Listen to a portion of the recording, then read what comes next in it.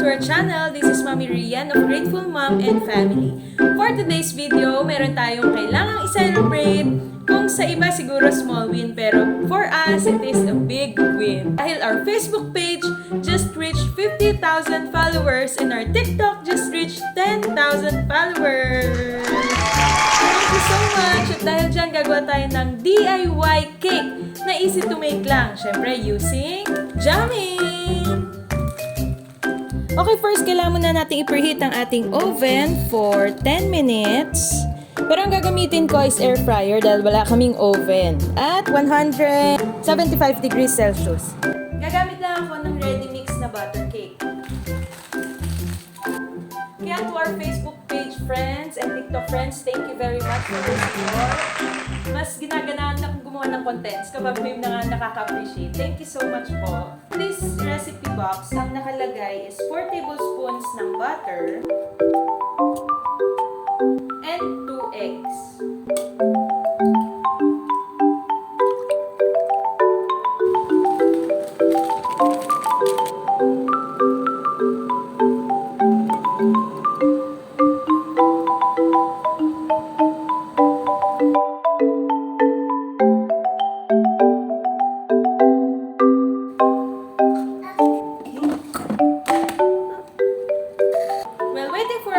Magliligpit muna ako and magpe-prepare kami ni Amara ng konting balloons.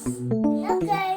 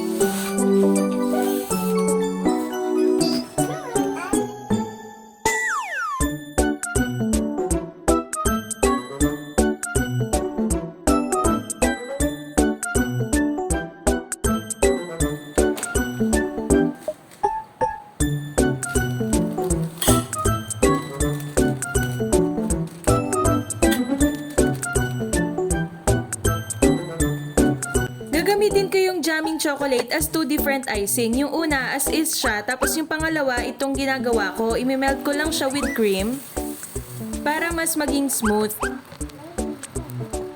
So, ang first layer ng icing na gagamitin ko ay itong Jammin Chocolate. Ilalagay ko lang siya sa top, tapos i-spread out ko para yun yung pinaka-cover niya. And then, yung minelt ko naman na Jammin Chocolate with cream kanina, yun yung i-cover ko dito sa sides.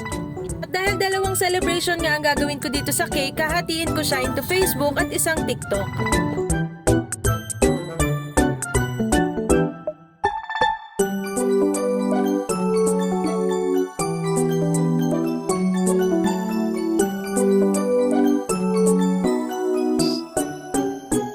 So ito na po ang result ng aking DIY dual cake. Ang white icing na ginamit ko is ang Jammin Milk Paste. Simpleng design lang ginawa ko, naglagay lang ako ng logo ng Facebook at logo ng TikTok just to celebrate our 50,000 followers and 10,000 followers. Happy 50K Facebook and happy 10,000